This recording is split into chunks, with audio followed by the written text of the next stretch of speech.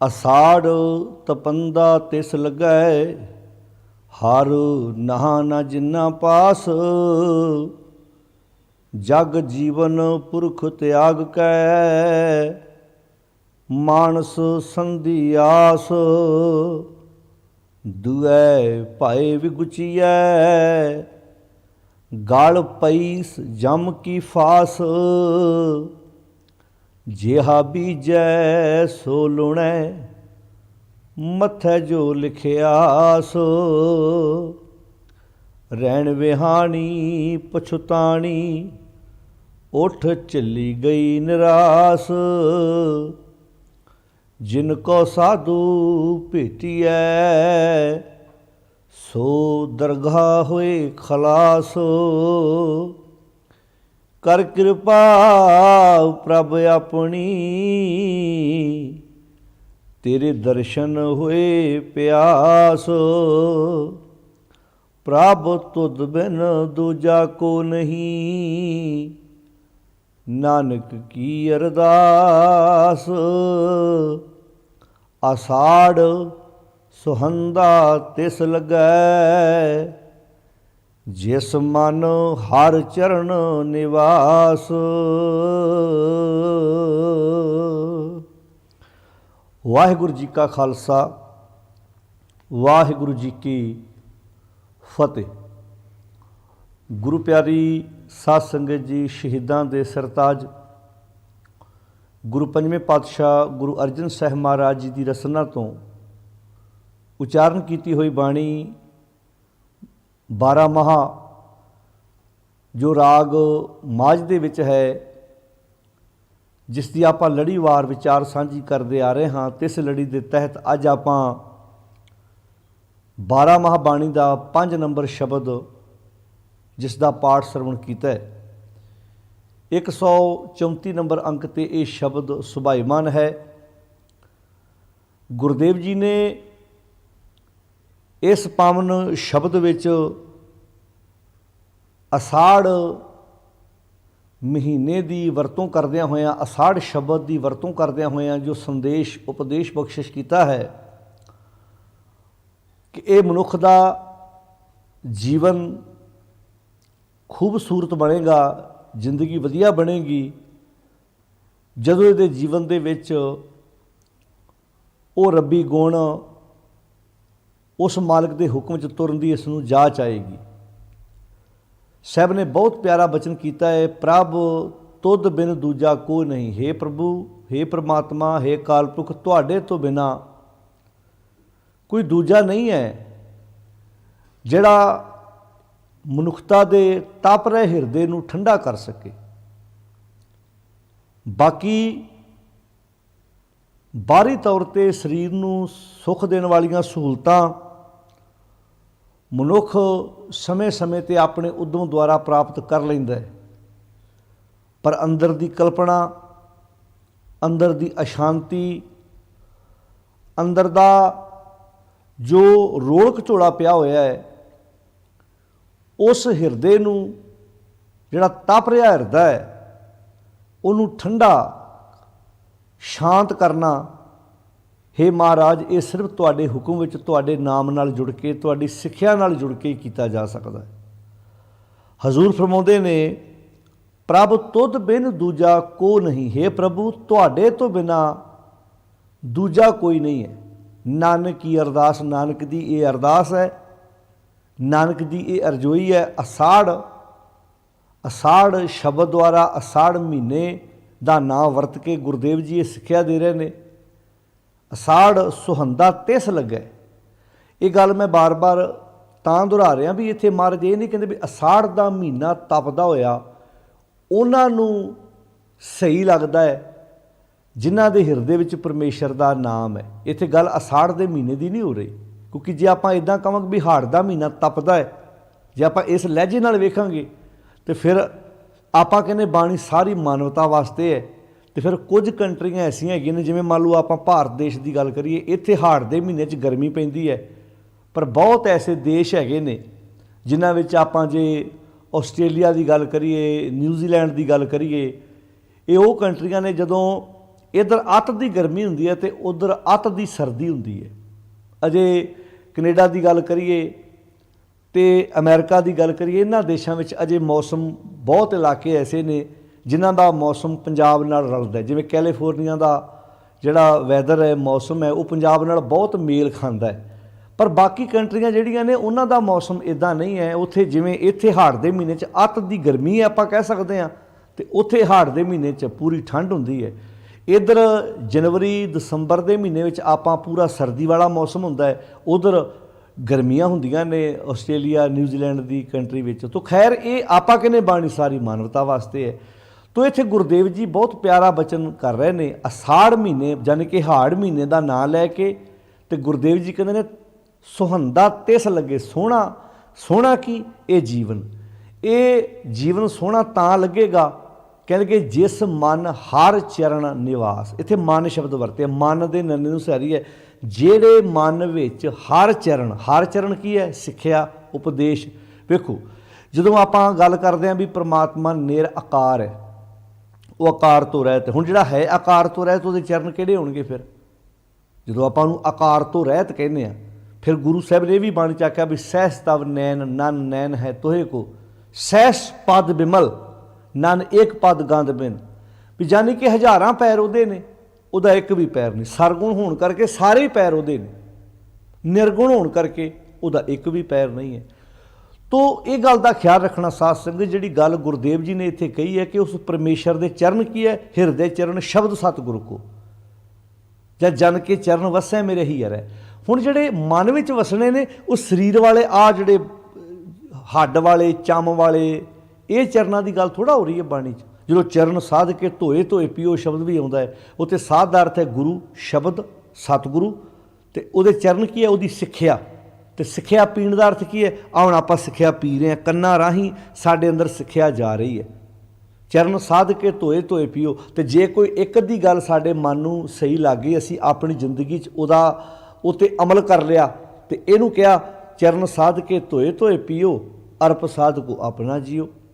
ਜਾਂ ਜਦੋਂ ਅਸੀਂ ਗੁਰੂ ਦੇ ਚਰਨ ਧੋ ਕੇ ਪੀਣੇ ਨੇ ਤੇ ਸਾਡੇ ਮਨ ਦੀ ਮੈਲ ਜਿਹੜੀ ਹੈ ਉਹ ਦੂਰ ਹੋਏਗੀ। ਤਾਂ ਇੱਥੇ ਅਰਥ ਹੀ ਇਹੋ ਹੈ ਕਿ ਜਦੋਂ ਗੁਰੂ ਦੇ ਚਰਨਾਂ ਨੂੰ ਅਸੀਂ ਧੋ ਕੇ ਪੀਣ ਦਾ ਅਰਥ ਹੈ ਗੁਰੂ ਦੇ ਚਰਨ, ਗੁਰੂ ਦਾ ਸ਼ਬਦ ਅਸੀਂ ਜਦੋਂ ਕੰਨਾਂ ਰਾਹੀਂ ਆਪਣੇ ਅੰਦਰ ਲੈ ਕੇ ਜਾਂਦੇ ਹਾਂ, ਸਾਡਾ ਮਨ ਉਸ ਸ਼ਬਦ ਦੇ ਅਨੁਸਾਰ ਹਰਕਤ ਵਿੱਚ ਆਉਂਦਾ ਹੈ, ਕਮਾਂਡ ਕਰਦਾ ਹੈ। ਸਾਡੇ ਬਾਕੀ ਆਪਣੀ ਸਾਰੀ ਫੌਜ ਨੂੰ ਉਹ ਕਮਾਂਡ ਦਿੰਦਾ ਹੈ ਵੀ ਆਹ ਕੰਮ ਇੱਦਾਂ ਕਰਨਾ, ਆਹ ਕੰਮ ਇੱਦਾਂ ਕਰਨਾ। ਅਤੇ ਮੰਨ ਲਓ ਜਦੋਂ ਮਨ ਸ਼ਬਦ ਦੁਆਰਾ ਘੜਿਆ ਜਾਏ ਅਤੇ ਸਾਡੇ ਗਿਆਨ ਇੰਦਰੀ, ਕਰਮ ਇੰਦਰੀ ਜਦੋਂ ਸਹੀ ਦਿਸ਼ਾ ਵਾਲੇ ਬੰਨੇ ਤੁਰਦੇ ਨੇ, ਇਹਨੂੰ ਹੀ ਆਪਾਂ ਕਹਿ ਸਕਦੇ ਹਾਂ ਜੀਵਨ ਮੈਲ ਤੋਂ ਰਹਿਤ ਹੋ ਗਿਆ। ਤਾਂ ਖੈਰ ਸਾਧ ਸੰਗਤ ਜੀ, ਜਿਹੜੀ ਇੱਥੇ ਗੱਲ ਗੁਰਦੇਵ ਜੀ ਨੇ ਕਹੀ ਹੈ ਬਾ ਕਮਾਲ ਹੈ। ਕਹਿੰਦੇ ਅਸਾੜ ਸੁਹੰਦਾ ਤਿਸ ਲੱਗੈ। ਹਾੜ ਮਹੀਨੇ ਦਾ ਨਾਂ ਲੈ ਕੇ ਗੁਰੂਦੇਵ ਜੀ ਇਹ ਸਿੱਖਿਆ ਦੇ ਰਹੇ ਨੇ, ਸੁਹੰਦਾ ਤਿਸ ਲੱਗੇ। ਇਹ ਜੀਵਨ ਸੋਹਣਾ ਉਹਦਾ ਹੀ ਬਣਦਾ ਹੈ ਜਿਸ ਮਨ ਵਿੱਚ, ਜਿਸ ਮਨ ਦੇ ਅੰਦਰ, ਜਿਸ ਮਨ ਵਿੱਚ ਹਰ ਚਰਨ ਨਿਵਾਸ, ਹਰੀ ਦੇ ਚਰਨਾਂ ਦਾ ਨਿਵਾਸ ਹੋ ਗਿਆ। ਯਾਨੀ ਕਿ ਜਿਸ ਮਨ ਵਿੱਚ ਗੁਰੂ ਦੀ ਸਿੱਖਿਆ ਵਸ ਗਈ, ਜਿਸ ਮਨ ਨੇ ਉਸ ਸਿੱਖਿਆ ਨੂੰ ਗ੍ਰਹਿਣ ਕਰ ਲਿਆ। ਤਾਂ ਪਾਤਸ਼ਾਹ ਜੀ ਬਹੁਤ ਪਿਆਰਾ ਬਚਨ ਕਰਦੇ ਨੇ। ਅਸਾੜ ਉੱਤੇ ਵੇਖੋ ਸ਼ਬਦ ਵਰਤੇ, ਅਸਾੜ ਤਪੰਦਾ, ਉੱਤੇ ਤਪੰਦਾ ਕਿਹਾ, ਥੱਲੇ ਸੁਹੰਦਾ ਕਿਹਾ। ਦੇਖੋ ਇਹ ਕਾਵ ਰੂਪ 'ਚ ਬਾਣੀ ਰਚੀ ਗੁਰਦੇਵ ਜੀ ਨੇ, ਬਹੁਤ ਸੋਹਣਾ ਉਪਦੇਸ਼ ਮਹਾਰਾਜ ਨੇ ਬਖਸ਼ਿਸ਼ ਕੀਤਾ। ਹੁਣ ਕਾਸ਼ ਕਿਤੇ ਇਹਨਾਂ ਸ਼ਬਦਾਂ ਨੂੰ ਅਸੀਂ ਇੱਦਾਂ ਬੈਠ ਕੇ ਸਮਝਦੇ, ਵਿਚਾਰਦੇ, ਇਹਨਾਂ ਸ਼ਬਦਾਂ ਦੀ ਵਿਆਖਿਆ ਹੁੰਦੀ, ਸਾਨੂੰ ਪਤਾ ਲੱਗਦਾ ਗੁਰਦੇਵ ਜੀ ਕਿੰਨੀ ਪਿਆਰੀ ਗੱਲ ਕਰਦੇ। ਗੁਰਦੇਵ ਜੀ ਕਹਿੰਦੇ ਨੇ ਅਸਾੜ ਤਪੰਦਾ ਤਿਸ ਲੱਗੇ। ਹਾੜ ਮਹੀਨੇ ਦੇ ਸ਼ਬਦ ਦੀ ਰਾਹੀਂ ਇਹ ਸਿੱਖਿਆ ਦੇ ਰਹੇ ਨੇ। ਅਸਾੜ ਮਹੀਨੇ ਦੀ ਸ਼ਬਦ ਦੀ ਵਰਤੋਂ ਕਰਕੇ ਗੁਰਦੇਵ ਜੀ ਸੰਦੇਸ਼ ਦੇ ਰਹੇ ਨੇ, ਤਪੰਦਾ ਤਿਸ ਲੱਗੈ। ਯਾਨੀ ਕਿ ਉਹਦਾ ਹੀ ਜੀਵਨ ਤਪਦਾ ਹੈ, ਉਹਦਾ ਹੀ ਜੀਵਨ ਵਿਲਕਦਾ ਹੈ। ਹਰ ਨਾਹ ਨਾ ਜਿਨ੍ਹਾਂ ਪਾਸ, ਜਿਨ੍ਹਾਂ ਕੋਲ ਹਰ ਨਾ ਦਾ ਅਰਥ ਹੈ ਖਸਮ। ਖਸਮ ਕੀ ਹੈ? ਸੱਚ ਸਭਨਾ ਕਾ ਖਸਮ ਹੈ। ਨਾ ਦਾ ਅਰਥ ਹੈ ਖਸਮ। ਖਸਮ ਛੋੜ ਦੂਜੇ ਲੱਗੇ ਡੁੱਬੇ ਸੇਵਣ ਜਾ ਰਿਹਾ, ਉਹ ਤਪਣਗੇ। ਹੁਣ ਜਦੋਂ ਬਾਣੀ 'ਚ ਤਪਸ਼ ਸ਼ਬਦ ਆਉਂਦਾ, ਵੇਖੋ ਅਸਾੜ ਤਪੰਦਾ ਤਿਸ ਲੱਗੇ ਹਰ ਨਾਹ। ਦੇਖੋ ਉਹਨਾਂ ਦੇ ਹਿਰਦੇ ਤਪਦੇ ਜਿਨ੍ਹਾਂ ਕੋਲ ਹਰ ਨਾਹ ਨਹੀਂ ਹੈਗਾ। ਹਰ ਨਾਹ ਕੀ ਹੈ? ਖਸਮ। ਖਸਮ ਕੀ ਹੈ? ਸੱਚ। ਜਾਨੀ ਕਿ ਸੱਚ ਪੱਲੇ ਨਾ ਹੋਵੇ ਤੇ ਬੰਦੇ ਅੰਦਰੋਂ ਕਲਪਦੇ ਰਹਿੰਦੇ ਨੇ। ਫਿਰ ਬਾਣੀ 'ਚ ਇੰਝ ਵੀ ਲਿਖਿਆ, ਜੀਓ ਤਪਤ ਹੈ ਬਾਰੋ ਬਾਰ तप तप खपै बहुत बेकार। देखो जियो तपत है, जियो तपदा है, जियो तपत है बारों बार, हिरदा तपदा है बार बार, बार बार तपदा है। तप तप खपै, ज्यों ज्यों तपदा फिर खपदा है, खिंचदा है। तप तप खपे बहुत बेकार, बेकार का अर्थ की वकार, वकारां विच खपदा है। क्यों? क्योंकि जै तन बाणी विसर जाए, इत्थे तन विचों बाणी विसर जाए, इत्थे कहता हर ना ना जिन्ना पास, क्योंकि खसम की बाणी है ना, जैसी में आवे खसम की बाणी तैसड़ा करी ज्ञान वे ला लो। तो इत्थे पातशाह जी कहते ने जियो तपत है बारों बार, तप तप खपे बहुत बेकार, जै तन। हुण तन मीनिंग मन, तन विच मन है ना, तन दे विच मन है, यानी कि जै तन बाणी विसर जाए, यानी कि जिस तन ने बाणी की विचार छड्ड दित्ती, जिहड़ा तन बाणी मुताबक नहीं तुरदा, जै तन बाणी विसर जाए, ज्यों पक्का रोगी विल लाए, वो फिर तड़फदा है विलकदा है, हर नाह ना जिन्ना पास। तो गुरुदेव जी कहते हैं असाड़ तपंदा तिस लगै, हर नाह ना जिन्ना पास। जिन्हां कोल हर नाम नहीं हैगा, जानी कि खसम है नहीं, मालक है नहीं। तो हजूर ने इस तपश बारे वेखो, दुनिया शांति लभदी फिरदी, तुसीं वेखो उत्थे गया बड़ा बड़ी मन नूं शांति, इहदा मतलब मन शांत नहीं है। तुसीं वेखो एक समा आउंदा जो बंदा चाहुंदा अपना घर होवे, अपनी गड्डी होवे, बच्चे होण, बिजनस अपना होवे, सब कुछ करन तो बाद पता की मन शांत जिहा नहीं है। इहदा अर्थ तुहाडी सब कुछ होने तो बाद भी मन की शांति, हुण तो सारा कुछ कोल है बंदे को, हुण तो मन की शांति चाहिए है, मन शांत क्यों नहीं है? उहदे पिछे कारण दस्सिया गुरुदेव ने भी मन शांत क्यों नहीं है। हजूर कहते हैं तृण को मंदिर साज सवारियो। बंदे की हालत पता की है भी कखां का घर बनाया इन्हें, कखां की छन बनाई है, उन्होंने साजिया तो सवारिया वा, तो पावक तले जरावत है, तो कमला कखां दे घर विच अग बाल के बैठा। साध संगत तुसीं अपनी जिंदगी कोई इदां दा बंदा वेखिया? वैसे तो बाहरलियां कंट्रियां बहुत घर लक्कड़ दे, कई कंट्रियां सारा घर ही लक्कड़ दा, किते किते चलो थोड़ा बहुता नाल वो हैल्प लै लैंदे ने, पर बहुत घर पूरा ढांचा ही लक्कड़ दा खड़ा किया। अगले अग नहीं छेती कीती, उत्थे कहते ना भाई बड़े तरीके नाल उन्होंने हीट सिस्टम भी लगा है, तो बड़े सोहणे तरीके नाल उन्होंने लाया भी जे किते अग लग गई बुझाउणी औखी है। हुण सोच के वेखो तुसीं, जिथे घर कखां दा होवे, ऐ पूरी कखां दी छन पाई होवे, ਉਹਦੇ 'ਚ ਅੱਗ ਬਾਲਦਾ ਬੰਦਾ ਵੇਖਿਆ ਤੁਸੀਂ? ਸੋਚ ਕੇ ਵੇਖੋ ਵੀ ਜੇ ਕੋਈ ਅੱਗ ਬਾਲੇ ਕੱਖਾਂ ਦੀ ਛੰਨ ਦੇ ਵਿੱਚ, ਅਜੇ ਕੋਈ ਬੰਦਾ ਜਿੱਥੇ ਉੱਤੇ ਇੱਦਾਂ ਲੈਂਟਰ ਪਿਆ ਹੋਇਆ ਹੈ, ਬਾਲਿਆਂ ਦੀ ਛੱਤ ਹੈ, ਘਰ ਹੈ, ਉਹਦੇ ਵਿੱਚ ਬੰਦਾ ਅੱਗ ਬਾਲਦਾ, ਕੋਈ ਅੰਗੀਠੀ ਤੋਂ ਪਾਉਂਦਾ ਤੇ ਗੱਲ ਹੋਰ ਹੈ, ਪਰ ਕੋਈ ਕੱਖਾਂ ਦੀ ਛੰਨ 'ਚ ਅੱਗ ਬਾਲਦਾ ਵੇਖਿਆ? ਮਾਰੇ ਕਹਿੰਦੇ ਮੈਂ ਵੇਖਿਆ। ਇਹ ਬੰਦੇ ਦੀ ਹਾਲਤ ਵੇਖੋ। ਕਹਿੰਦੇ ਤ੍ਰਿਣ ਕੋ, ਤੀਲਿਆਂ ਦਾ ਘਰ ਬਣਾ ਕੇ, ਇਹਨੂੰ ਤੀਲਿਆਂ ਦਾ ਘਰ ਬਣਾਇਆ, ਤ੍ਰਿਣ ਕੋ ਮੰਦਰ ਸਾਜ, ਸਾਜਿਆ ਵਾ, ਸਵਾਰਿਆ ਵਾ, ਤੇ ਪਾਵਕ ਤਲੇ, ਪਾਵਕ ਮੀਨਿੰਗ ਅੱਗ, ਤਲੇ ਮੀਨਿੰਗ ਥੱਲੇ, ਪਾਵਕ ਤਲੇ ਜਰਾਵਤ, ਥੱਲੇ ਅੱਗ ਬਾਲ ਕੇ ਬੈਠਾ। ਕਾਹਦੀ ਅੱਗ ਭਲਾ? ਹੁਣ ਇੱਦਾਂ ਘਰ ਬਣਾ ਲਿਆ, ਅੰਦਰ ਅੱਗ ਬਲਦੀ ਹੈ ਕਾਮ ਵਾਸ਼ਨਾਵਾਂ ਦੀ, ਕ੍ਰੋਧ ਦੀ, ਲਾਲਚ ਦੀ। ਇਹਨੂੰ ਨਦੀਆਂ ਵੀ ਆਖਿਆ ਬਾਣੀ 'ਚ, ਹੰਸ ਹੇਤ ਲੋਭ ਕੋਪ ਚਾਰੇ ਨਦੀਆਂ ਅੱਗ ਹੈਗੀ ਹੈ ਨਾ, ਇੱਥੇ ਅੱਗ, ਇੱਥੇ ਭਾਵੇਂ ਪੈਂਦੇ ਨੇ ਦੱਜੇ, ਭਾਵੇਂ ਦੱਜੇ ਨਾਨਕਾ ਤਰੀਏ ਕਰਮੀ ਲੱਗ। तो सतगुरु जी कहते हैं तृण को मंदिर साज सवारियो, पावक तले जरावत है। तो बंदे की हालत वेखो, कखां का घर बना के ना, विच इदा कखां का घर बना के विच अग बाल के बैठा, कहते ऐस गढ़ में, ऐसे गढ़ में, ऐसे यानी कि श्री रूपी ऐस गढ़ विच, किले विच ऐठ हठी लो आकड़ के बैठा होया। फूल फूल क्या पावत है, की फुल फुल के पाना बई, की है आकड़ आकड़ के बैठदा। तेरी हालत वेख ला, कखां दे घर दे विच अग बाल के बैठे है तू। असाड़ तपंदा तिस लगे हर ना ना जिन्ना पास। अज तपदा ही क्यों है? क्योंकि ना नहीं हैगा, बाकी सब कुछ हैगा। गड्डियां हैगियां, मोटरां, कारां, घर जमीनां जायदादां, बिजनस व्यापार, पर खसम है नहीं, मालक है नहीं। तो वह मालक दे नाल ना जुड़न करके हर विसर सदा खुआरी है, हर विसर गया सदा खुआरी पल्ले पैगी। तो नाले भी कहता ताको धोखा कहाँ ब्या पै, हर ना ना जिन्ना पास, हर बिसरत सदा खुआरी, ताको धोखा कहाँ ब्या पै, जाको ओट तुहारी। बिन सिमरन जो जीवन बलना, जिवें बालन बलदा। सर्प जैसे अरजारी, नवखंडन को राज कमावे। अंत चले गोहारी नव खंडन को, नव खंडन की 9 खंड, यानी कि 9 खंड धरती मनेगी भी पूरी धरती ते भी तेरा राज होवे, पर अंत चले गुहारी। हारी मीनिंग की है भी जरूरी नहीं सारा कुछ होने तो बाद भी तेरे को अंदर का टिका होवे, हार के जाएगा। तो पाशा इत्थे फरमाउंदे ने असाड़ तपंदा तिस लगे, ये जीवन तपदा उहदा ही है, हर ना जिन्ना पास। ये तपश नूं तू घटा सकदा है। वैसे इस तपश नूं घटाउण वास्ते बड़ियां लोगों ने तरीके अपनाए। वैसे एक बेनती होर करा, जिहड़ी तपश है ना वो भी इत्थों पता लगता है। जे अपसैट है बंदा वो भी इत्थों पता लगता, जे खुश है तो वो भी इत्थों पता लगता। आड़ा गर्दन तो उपरला हिस्सा ना, इहो तुहाडी खुशी दसदा, इहो तुहाडी गमी दसदा। कभी किसी के हत्थां पैरां तो जजमेंट की किसी ने भी हत्थां तो वेख्या भी अज तू खुश बना, मेरे तेरे हत्थां तो लगता, तेरे पैरों तो लगता। आड़ा गर्दन तो उपरला हिस्सा ना, नर्वस होएगा बंदा, बंदे दी अखां चेहरा दसूगा। बंदा खुश होएगा तो दा चेहरा दसूगा भी बंदा खुश है।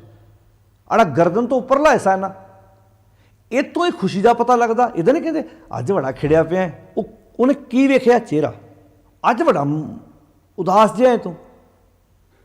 देखो इथों कमांड हो रही है। सर इनू गगन आख्या बाणी च। जे इत्थे खुशी है तो हथ भी नाल ही, तुहाडी स्किन भी खुश रहनी है। जे इत्थों उदास है तो सारा कुछ ही नर्वस है नाल, एंड डिप्रैशन। तो वैसे जिन्नियां शरीर दीयां बीमारियां ने ना, वो भी इत्थों शुरू होंदियां ने। जे इत्थों ठीक करना शुरू करता फिर बाकी सारा कुछ ही ठीक होना शुरू हो जाना है। जे तुसीं इत्थों डिग पे फिर सारा कुछ डिग पैना। जे इत्थों तुसीं कायम जे तो फिर सब कुछ ही कायम है। बाणी च बार बार ये शब्द ही तां वरते। तो खैर साध संगत जी, गुरुदेव जी कहते हैं असाड़ तपंदा तिस लगे। हाड़ दे इस शब्द द्वारा ये संदेश दे रहे ने, तपंदा ये जीवन तपदा उन्होंने लगता, वह जीवन अंदरों कल्पदा वा। हर ना जिन्ना पास, जिन्ना को हर नाम नहीं है। हर नाम की है? सच, खसम, सच कोल नहीं है, इस कल्पते ने। अच्छा, इनू फिर इस तपश नूं घटाउण लई कई लोगों ने बड़े यतन किए। की कीते? किसी ने चंदन मल लिया। चंदन इत्थे क्यों लाउंदे ने भला? चंदन ठंडा हुंदा। उन्हां दे मन च भी इत्थे चंदन लावांगे तो मत्था ठंडा रहूगा। महाराज कहते जे अंदर ठंडक है नहीं तो बाहर दे चंदन लाया ठंडक किदां हो जाए?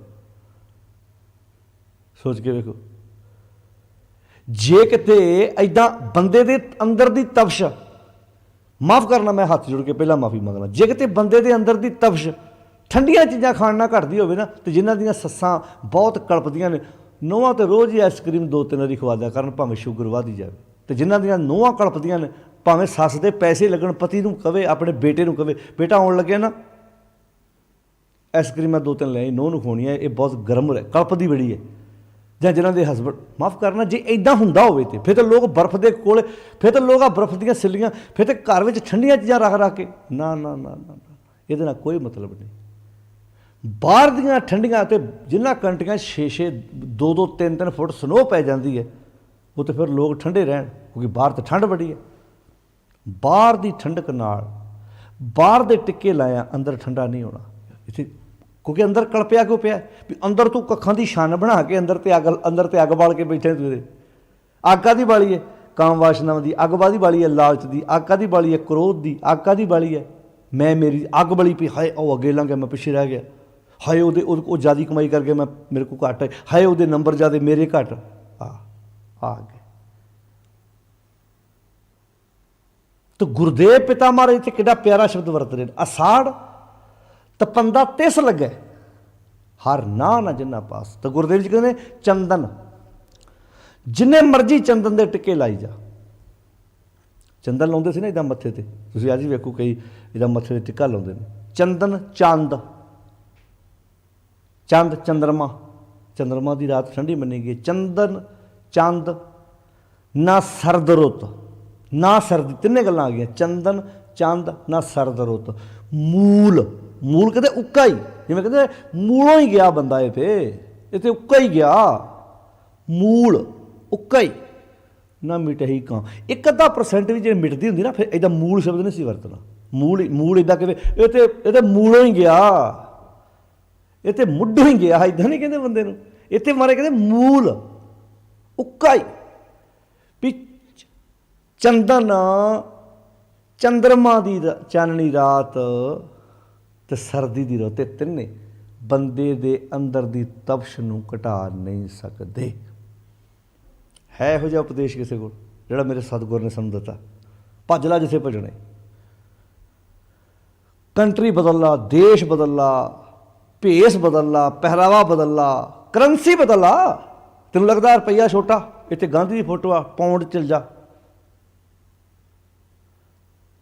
ਡਾਲਰ ਚਲ ਜਾ। ਨਾ ਨਾ ਨਾ, ਇਹਨਾਂ ਗੱਲਾਂ ਦਾ ਕੋਈ ਮਤਲਬ ਨਹੀਂ। ਘਰ ਬਦਲ ਦੇ, ਝੁੱਗੀ ਝੌਂਪੜੀ ਤੋਂ ਬਾਲਿਆਂ ਵਾਲੇ 'ਚ ਆ ਜਾ, ਬਾਲਿਆਂ ਵਾਲੇ 'ਚ ਲੈਂਟਰ ਵਾਲੇ 'ਚ, ਲੈਂਟਰ ਵਾਲੇ 'ਚੋਂ ਅੱਗੇ ਮਹੱਲਾਂ 'ਚ ਆ ਜਾ। ਨਾ ਮਤਲਬ ਜਿੱਥੇ ਮਰਜ਼ੀ ਭੱਜ ਲਾ। 10 ਮੰਜ਼ਲੀ ਬਿਲਡਿੰਗ ਹੋਵੇ, ਫਲੈਟ ਲਿਆ ਹੋਵੇ ਤੂੰ ਉੱਤੇ। ਇਹਨਾਂ ਗੱਲਾਂ ਇਹ ਸਾਧਨ ਨੇ, ਮਿਲ ਜਾਣਗੇ, ਲੈ ਲਏਗਾ ਬੰਦਾ।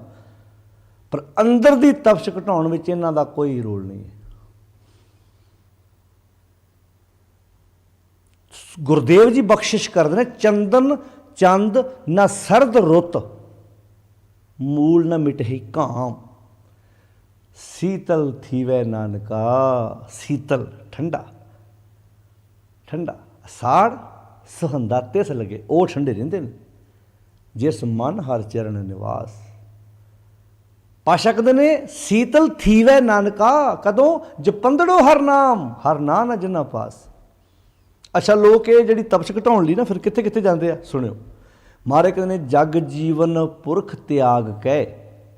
ਜਗਤ ਨੂੰ ਜੀਵਨ ਦੇਣ ਵਾਲਾ ਜਿਹੜਾ ਪੁਰਖ ਵਿਆਪਕ ਪਰਮਾਤਮਾ ਸੀ, ਸਰਵ ਵਿਆਪਕ, ਉਹਨੂੰ ਛੱਡ ਕੇ ਕੀ ਕਰਦੇ ਫਿਰ? ਮਾਨਸ ਸੰਧੀ ਆਸ, ਮਨੁੱਖਾਂ ਕੋਲ ਜਾਂਦੇ ਆ। ਇੱਦਾਂ ਬਾਬਾ ਜੀ ਮੁੰਡਾ ਕਲਪਦਾ ਬੜਾ, ਅਤੇ ਪਿੱਛੇ ਚੇਲੇ ਹੱਸ ਰਹੇ ਹੁੰਦੇ ਨੇ, ਕਹਿੰਦੇ ਬਾਬਾ ਵੀ ਕਲਪ ਨਹੀਂ ਡਿਆ ਸੀ ਤੁਹਾਡੇ ਆਉਣ ਤੋਂ ਪਹਿਲਾਂ। ਸਾਡਾ ਬਾਬਾ ਵੀ ਇਹੋ ਸਲਾਹਾਂ ਦੇਣ ਡਿਆ ਸੀ, ਜਦੋਂ ਗੁੱਸਾ ਚੜ੍ਹੇ ਨਾ, ਕੁੰਡੀ ਬੰਦ ਕਰਕੇ ਰਜਾਈ 'ਚ ਉੱਚੀ ਉੱਚੀ ਚੀਕਾਂ ਮਾਰਿਆ ਕਰਿਓ, ਤੁਸੀਂ ਸਾਡੇ ਕੋਲ ਸ਼ਾਂਤੀ ਲੱਭਣ ਆਏ। ਸਾਡਾ ਬਾਬਾ ਵੀ ਕਲਪਣ ਡਿਆ ਸੀ। ਜਗ ਜੀਵਨ ਪੁਰਖ ਤਿਆਗ ਕਹਿ, ਪੜ੍ਹਿਓ ਸਾਧ ਸੰਗਤ, ਜਗ ਜੀਵਨ ਪੁਰਖ ਤਿਆਗ ਕਹਿ। ਕਾਹਦੀ? ਮਾਨਸ ਸੰਧੀ ਆਸ। ਮਨੁੱਖਾਂ ਕੋਲੋਂ ਅੱਛਾ, ਮਨੁੱਖ ਨੂੰ ਮਨੁੱਖ ਦੀ ਆਸ ਨਹੀਂ ਲਾਉਣੀ ਚਾਹੀਦੀ। ਇਹਦਾ ਕੀ ਮੀਨਿੰਗ ਹੈ ਜੀ? ਮਨੁੱਖ ਨੂੰ ਲਾਉਣੀ ਚਾਹੀਦੀ ਹੈ, ਪਰ ਕਿਹੜੇ ਕੰਮਾਂ 'ਚ? ਸੁਣਿਓ ਹੁਣ।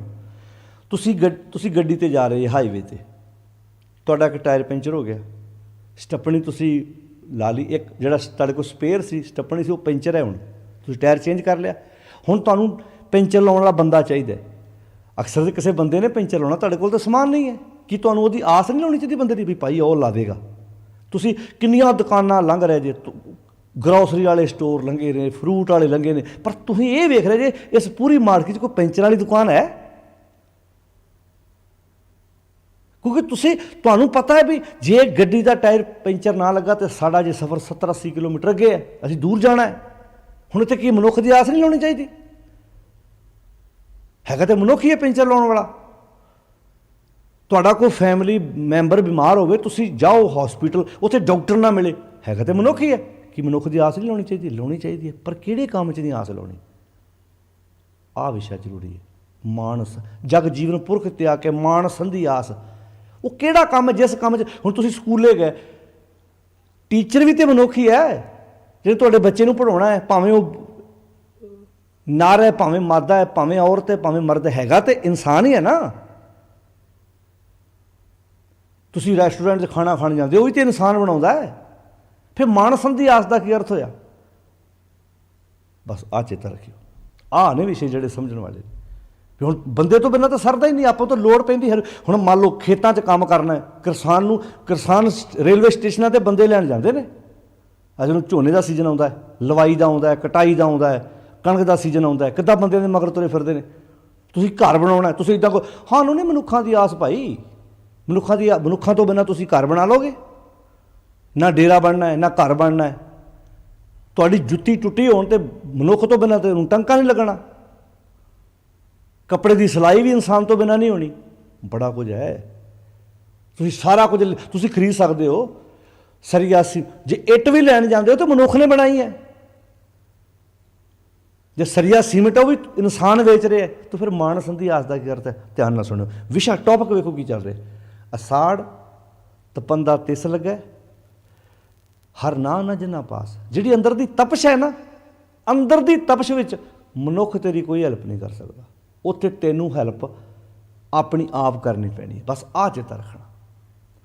ਜੇ ਇੱਦਾਂ ਇੱਕ ਦੂਜੇ ਦੀ ਤਪਸ਼ ਘਟਦੀ ਹੁੰਦੀ ਨਾ, ਫਿਰ ਤਾਂ ਬੰਦਾ ਕਹਿੰਦਾ ਮੇਰੇ ਅੰਦਰ ਦੀ, ਫਿਰ ਤਾਂ ਮੈਂ ਕਲੀਅਰ ਕਹਿ ਦਿੱਤਾ ਵੀ ਸੱਸ ਨੇ ਕਹਿਣਾ ਸੀ ਜਾਂ ਜਿਹੜਾ ਬੰਦਾ ਬਹੁਤ ਜ਼ਿਆਦਾ ਠੰਡਾ ਹੈ, ਇਸੇ ਕਰਕੇ ਤਾਂ ਲੋਕ ਸਾਧਾਂ ਦੀਆਂ ਜੂਠਾਂ ਖਾਂਦੇ ਨੇ ਵੀ ਬਾਬਾ ਜੀ ਤੇ ਬੜੇ ਪੁੱਜੇ ਹੋਏ ਨੇ, ਉਹਦੇ ਚਿਹਰੇ ਤੇ ਰੌਣਕ ਬੜੀ ਰਹਿੰਦੀ ਹੈ, ਬਾਬਾ ਜੀ ਤੇ ਫੁੱਲੇ ਫੁੱਲੇ ਪੈਂਦੇ ਨੇ, ਬਾਬਾ ਜੀ ਦੀ ਜੂਠ ਖਾਈਏ ਸ਼ਾਇਦ ਸਾਡਾ ਜੀਵਨ ਵੀ ਬਾਬੇ ਵਰਗਾ ਬਣ ਜਾਏ। ਜੇ ਕਿਤੇ ਐਦਾਂ ਇੱਕ ਦੂਜੇ ਦੀ ਜੂਠ ਖਾਦਿਆਂ ਗੱਲ ਬਣਦੀ ਹੁੰਦੀ ਤਾਂ ਗੁਰੂ ਨਾਨਕ ਸਾਹਿਬ ਨੇ ਸ੍ਰੀ ਚੰਦ ਨੂੰ ਦੁੱਧ ਪਿਆ ਦੇਣਾ ਸੀ। ਗੁਰੂ ਅਮਰਦਾਸ ਜੀ ਨੇ ਮੋਹਨ ਨੂੰ ਕਹਿਣਾ ਸੀ ਗੜਵਾ ਦੁੱਧ ਦਾ ਛਕ ਲਾ, ਵੀ ਤੇਰੇ ਵਿੱਚ ਵੀ ਮੇਰੇ ਵਾਲੇ ਗੁਣ ਆ ਜਾਣਗੇ। ਬੜੀ ਅੰਦਰ ਦੀ ਇੱਥੇ ਕਹਾ ਜਗ ਜੀਵਨ ਪੁਰਖ ਤਿਆਗ ਕਹਿ, ਜਗਤ ਨੂੰ ਜੀਵਨ ਦੇਣ ਵਾਲਾ ਜਿਹੜਾ ਪੁਰਖ ਵਿਆਪਕ ਪਰਮਾਤਮਾ ਹੈ। ਮਾਨਸ ਦੀ ਆਸ, ਮਨੁੱਖਾਂ ਤੇ ਆਸ ਲਾ ਕੇ ਬੈਠਾ ਮੇਰੇ ਅੰਦਰ ਨੂੰ ਠੰਡਾ ਕਰੂਗਾ, ਭੱਜਾ ਫਿਰਦਾ ਡੇਰਿਆਂ 'ਚ। ਬਾਬਾ ਜੀ ਸ਼ਾਂਤੀ ਦੇ ਦਿਓ ਜੀ, ਬਾਬਾ ਜੀ ਕਿਰਪਾ ਕਰ ਦਿਓ ਜੀ, ਬਾਬਾ ਜੀ ਆ ਮਿਹਰ ਕਰਿਓ ਜੀ, ਟਰੈਕਟਰ 'ਤੇ ਇੱਕ ਵਾਰੀ ਚੜ੍ਹ ਕੇ ਅਰਦਾਸ ਕਰ ਦਿਓ ਜੀ, ਬਾਬਾ ਜੀ ਆ ਗੱਡੀ 'ਤੇ ਚੜ੍ਹ ਕੇ ਅਰਦਾਸ ਕਰ ਦਿਓ ਜੀ। ਇਹ ਤਾਂ ਮਤਲਬ ਅਸੀਂ ਵਿਸ਼ੇਸ਼ ਸਮਝਦੇ ਹਾਂ ਨਾ, ਤਾਂ ਹੀ ਤਾਂ ਬਾਬਾ ਜੀ ਕੋਲ ਗੱਡੀਆਂ ਲੈ ਕੇ ਅਰਦਾਸਾਂ ਕਰਾਉਂਦੇ ਫਿਰਦੇ। ਜੇ ਇਹ ਵਿਸ਼ੇਸ਼ ਨਾ ਸਮਝੇ ਫਿਰ ਤਾਂ ਪਾਪਾ ਜੀ ਨੂੰ ਵੀ ਕਹਿ ਸਕਦੇ ਹਾਂ, ਫਿਰ ਤਾਂ ਬੀਬੀ ਜੀ ਨੂੰ ਵੀ ਕਹਿ ਸਕਦੇ ਹਾਂ। ਇਹ ਤਾਂ ਵੱਖਰਾ ਮੰਨਦੇ ਹਾਂ ਨਾ ਅਸੀਂ, ਵੀ ਜੇ ਸਾਰਿਆਂ 'ਚ ਇੱਕੋ ਜਿਹੀ ਕੁਆਲਿਟੀ ਹੈ ਫਿਰ ਵੱਖਰਾ ਮੰਨਦੇ, ਤਾਂ ਹੀ ਤਾਂ ਲੈ ਕੇ ਜਾਂਦੇ ਅਸੀਂ। ਤਾਂ ਪਾਤਸ਼ਾਹ ਇੱਥੇ ਜਿਹੜਾ ਮਾਨਸ ਸੰਧੀ ਆਸ ਹੈ ਨਾ, ਇਹਦਾ ਅਰਥ ਹੈ ਮਨੁੱਖ ਤੁਹਾਡੇ ਅੰਦਰ ਦੀ ਕਲਪਨਾ ਨੂੰ ਘਟਾਉਣ ਵਿੱਚ ਹੈਲਪ ਨਹੀਂ ਕਰ ਸਕਦਾ। ਉੱਥੇ ਤੁਹਾਨੂੰ ਹੈਲਪ ਆਪਣੀ ਆਪ ਕਰਨੀ ਪੈਣੀ ਹੈ। ਜਿਹੜਾ ਤੁਹਾਡੇ ਅੰਦਰ ਬੈਠਾ ਸੱਚ ਪਰਮਾਤਮਾ, ਜਿਹਨੂੰ ਬਾਣੀ 'ਚ ਇਹ ਆਖਿਆ ਬੰਦੇ ਖੋਜ ਦਿਲ ਹਰ ਰੋਜ਼ ਨਾ ਫਿਰ ਪਰੇਸ਼ਾਨੀ ਮਾਏ। ਉੱਥੇ ਇਹ ਨਹੀਂ ਆਖਿਆ ਉੱਥੇ ਮੇਰੇ ਕੋਲ ਆ, ਤੇਰੀ ਪਰੇਸ਼ਾਨੀ ਤੇਰੀ ਆਪਣੇ ਆਪ ਨਾਲ ਗੱਲ ਕਰਨਾ ਘਟਣੀ ਹੈ, ਜਿਹਨੂੰ ਅੰਤਰਾਤਮਾ ਕਿਹਾ। ਖੈਰ ਜਗ ਜੀਵਨ ਪੁਰਖ ਤਿਆਗ ਕਹਿ, ਮਾਨਸ ਸੰਧੀ ਆਸ, ਮਨੁੱਖ ਦੀ ਆਸ ਲਾਉਣੀ। ਮਨੁੱਖ ਤੇ ਹੋਰ ਕੰਮਾਂ ਦੀ ਆਸ ਲਾ, ਤੂੰ ਖਾਣਾ ਬਣਾ ਕੇ ਦੇ ਸਕਦਾ ਹੈ, ਕੱਪੜੇ ਸਿਲਾਈ ਕਰਕੇ ਦੇ ਸਕਦਾ, ਤੈਨੂੰ ਘਰ ਬਣਾ ਕੇ ਦੇ ਸਕਦਾ, ਤੇਰੇ ਗੱਡੀ ਨੂੰ ਪੈਂਚਰ ਲਾ ਸਕਦਾ, ਤੇਰਾ ਟਾਇਰ ਚੇਂਜ ਕਰ ਸਕਦਾ ਹੈ। ਪਰ ਜੇ ਤੂੰ ਕਵੇਂ ਤੇਰੇ ਅੰਦਰ ਦੀ ਕਲਪਨਾ ਘਟਾ ਦੇਵੇ, ਜਿਵੇਂ ਕਿਸੇ ਨੇ ਕਿਹਾ, ਕੋਈ ਬੰਦਾ ਆਪਣਾ ਨਾ ਘਰ ਬਣਾ ਰਿਹਾ ਸੀ, ਉਹਨੇ ਕਾਰੀਗਰ ਨੂੰ ਕਿਹਾ ਇਹ ਮੇਰਾ ਘਰ ਕਿੰਨੀ ਕੁ ਦੇਰ 'ਚ ਬਣ ਜਾਊਗਾ। ਉਹ ਅੱਗੇ ਕਾਰੀਗਰ ਬੜਾ ਸਿਆਣਾ ਸੀ, ਉਹ ਕਹਿੰਦਾ ਜੀ ਅਸੀਂ ਮਕਾਨ ਬਣਾਉਂਦੇ ਹਾਂ, ਘਰ ਖੁਦ ਆਪ ਬਣਾਉਣਾ ਪੈਂਦਾ। ਕਹਿੰਦਾ ਅੱਛਾ, ਉਹਦਾ ਮਕਾਨ ਕਿਹੜਾ? ਕਹਿੰਦਾ ਮਕਾਨ 'ਚ ਖਿੜਕੀਆਂ ਹੁੰਦੇ ਨੇ, ਦਰਵਾਜ਼ੇ ਹੁੰਦੇ ਨੇ, ਪਰਦੇ ਹੁੰਦੇ ਨੇ, AC ਲੱਗਾ ਹੋਏਗਾ, ਪੱਖੇ ਹੋਣਗੇ, ਕਿਚਨ ਦਾ ਸਾਰਾ ਸਮਾਨ ਹੋਏਗਾ। ਪਰ ਘਰ ਉਦੋਂ ਬਣਦਾ ਜਦੋਂ ਘਰ 'ਚ ਰਹਿਣਾ ਆ ਜਾਏ, ਨਹੀਂ ਤਾਂ ਕਈ ਵਾਰੀ ਘਰਾਂ 'ਚ ਰਹਿਣਾ ਨਹੀਂ ਆਉਂਦਾ, ਦਮ ਘੁੱਟਦਾ। ਇੱਦਾਂ ਨਹੀਂ ਪਤਾ ਲੱਗਦਾ ਮੇਰਾ ਜੀ ਕਰਦਾ ਘਰ 'ਚੋਂ ਨਿਕਲ ਹੀ ਜਾਵਾਂ, ਬਸ ਰੱਸੇ ਨਾਲ ਪੱਖੇ ਨਾਲ ਰੱਸਾ ਬਣ ਕੇ ਫਾਹ ਹੀ ਲੈਣਾ। ਇੱਦਾਂ ਨਹੀਂ ਕਰਦਾ ਬੰਦਾ, ਫਿਰ ਕਿੱਥੇ ਬਣਿਆ? ਉਹ ਨਾ ਇਹਦੇ ਮਕਾਨ ਬਣਾਉਣੇ ਆ ਜੀ, ਅਤੇ ਮਕਾਨ ਤਾਂ ਬਣੇ ਬਣਾਤੇ ਮਿਲ ਜਾਂਦੇ ਨੇ, ਘਰ ਖੁਦ ਬਣਾਉਣੇ ਪੈਂਦੇ ਨੇ। ਇਸੇ ਨੂੰ ਆਖਿਆ ਸੀ ਜਗ ਜੀਵਨ ਪੁਰਖ ਤਿਆਗ ਕੇ ਮਾਨਸ ਸੰਧੀ ਆਸ। ਪਾਤਸ਼ਾਹ ਕਹਿੰਦੇ ਦੂਏ ਭਾਏ ਵਗੁਚੀ ਹੈ। ਦੂਏ ਭਾਏ ਦਾ ਅਰਥ ਕੀ ਹੈ? ਦੂਜੇ ਭਾਜ, ਪ੍ਰਭੂ ਤੋਂ ਬਿਨਾਂ ਦੂਏ ਭਾਏ ਵਗੁਚੀ ਹੈ। ਪਰਮਾਤਮਾ ਨੂੰ ਛੱਡ ਕੇ ਦੂਜੇ ਭਾਜ, ਦੂਜੇ 'ਤੇ ਆਸ ਲਾਉਣੀ। ਗਲ ਪਈ ਸ ਜਮ ਕੀ ਫਾਸ, ਆਪਣੇ ਗਲ 'ਚ ਤੂੰ ਫਾਹੀ ਪਾ ਲਈ ਵਿਕਾਰਾਂ ਦੀ, ਕਿਉਂਕਿ ਤੂੰ ਕਿਸੇ 'ਤੇ ਆਸ ਲਾਈ ਵੀ ਮੇਰੇ ਅੰਦਰ ਦੀ ਤਪਸ਼ ਘਟਾਏਗਾ। ਪਾਤਸ਼ਾਹ ਜੀ ਕਹਿੰਦੇ ਨੇ ਦੂਏ ਭਾਏ ਵਗੁਚੀਏ, ਗਲ ਪਈ ਸ ਜਮ ਕੀ ਫਾਸ। ਜਮ ਦੀ ਫਾਹੀ ਪੈ ਗਈ। ਜਮ ਕੀ ਹੈ? ਕਾਮ ਕ੍ਰੋਧ ਲੋਭ ਮੋਹ ਹੰਕਾਰ। ਦੂਜੇ ਭਾਜ ਤੁਰ ਪਿਆ, ਸੱਚ ਛੱਡ ਬੈਠਾ, ਝੂਠ ਦੀ ਫਾਹੀ ਪੈ ਗਈ ਗਲ 'ਚ। ਅਤੇ ਪਾਤਸ਼ਾਹ ਕਹਿੰਦੇ ਨੇ ਜਿਹਾ ਬੀਜਿਆ, ਇਹ ਕੁਦਰਤ ਦਾ ਵਿਧਾਨ ਹੈ ਨਾ, ਜੋ ਬੀਜੇਗਾ ਉਹੀ ਮਿਲਣਾ। ਜਿਹਾ ਬੀਜੇ ਸੋ ਲਾਉਣਾ, ਮੱਥੇ ਜੋ ਲਿਖਿਆ, ਜੋ ਮੱਥੇ 'ਚ ਲਿਖਿਆ ਉਹੀ ਵੱਢੇਗਾ ਨਾ।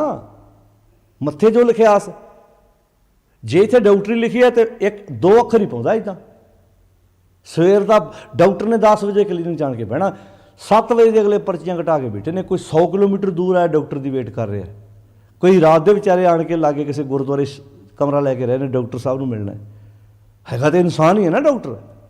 10 ਵਜੇ ਆਇਆ, ਲਾਈਨ 'ਚ ਲੱਗੇ ਨੇ ਲੋਕ।